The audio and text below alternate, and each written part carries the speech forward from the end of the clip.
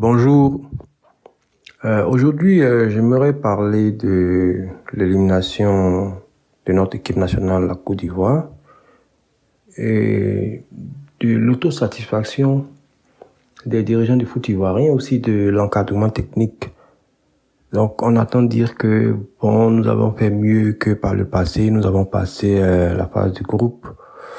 J'aimerais un peu tempérer ce discours, car à la différence des précédentes Coupes du Monde, cette Coupe du Monde a été un peu diluée. Avant, on avait 32 équipes, alors qu'aujourd'hui, nous avons eu 48 équipes, ce qui fait que le groupe n'était pas aussi relevé que par le passé. Donc, le fait de sortir des poules n'est pas vraiment une progression.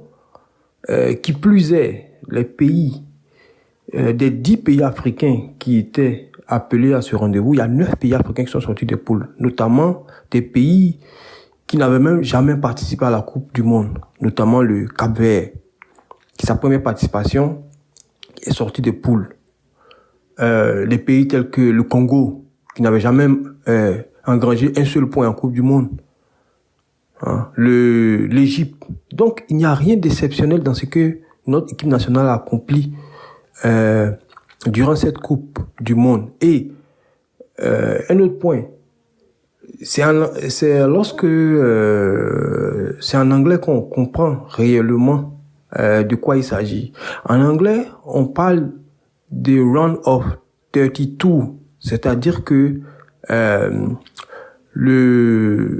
le groupe des 32, c'est-à-dire que nous étions à une phase des 32 équipes, les 32 meilleures équipes. Si la Côte d'Ivoire avait pu passer ce tour face à la Norvège, on aurait pu parler d'une progression, puisque dans ce tour, il y avait 32 équipes.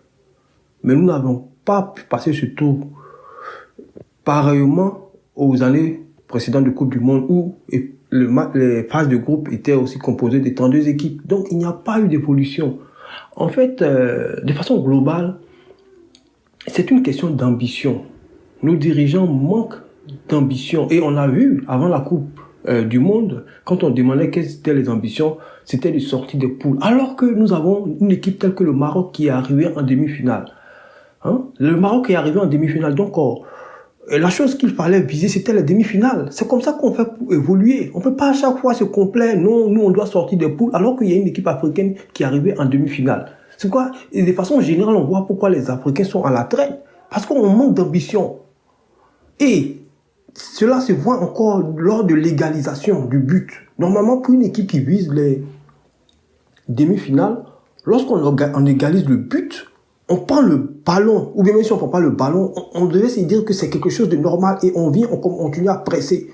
On a vu un peu la Belgique contre le Sénégal, lorsque les Belges ont égalisé, ils ont pris le ballon, ils sont revenus au centre pour continuer à jouer parce que eux ils se disent que non, ce n'est pas ce qu'ils ont fait, ce n'est pas quelque chose d'extraordinaire. Eux, ils visent peut-être à aller en quart de finale, bien en demi-finale, ou même remporter le trophée. C'est comme ça qu'une équipe doit se comporter. Et la Côte d'Ivoire, qui fait partie des meilleures équipes africaines, doit changer de logiciel. Quand on va à ces tournois-là, on doit chercher à remporter. Puis nous sommes parmi les meilleures équipes africaines. Pourquoi à chaque fois venir, je sais pas, se complaire? Et je pense que il y a une mentalité aussi des dirigeants africains. Et ça, c'est pas seulement par rapport au football. Ils n'assument pas les résultats de leur, je ne sais pas, du travail c'est-à-dire, par exemple, un sélectionneur européen ou même américain, lui, son objectif, c'est de faire progresser l'équipe. Donc, s'il perd, il est prêt à donner sa démission. Ce n'est pas son salaire ou bien ses privilèges qui l'intéresse. Lui, il veut faire un valeur. Donc, lorsqu'il y a un échec, il va assumer pleinement, même s'il faut qu'il démissionne.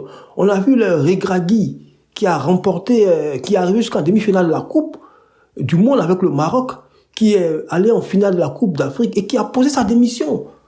Mais nos dirigeants et nos responsables de foot ne vont jamais le faire parce que pour eux, tant qu'ils continuent à gagner leur argent, et bénéficier de leurs privilèges, ça va. Mais attends, on doit sortir de cette logique-là. Voilà.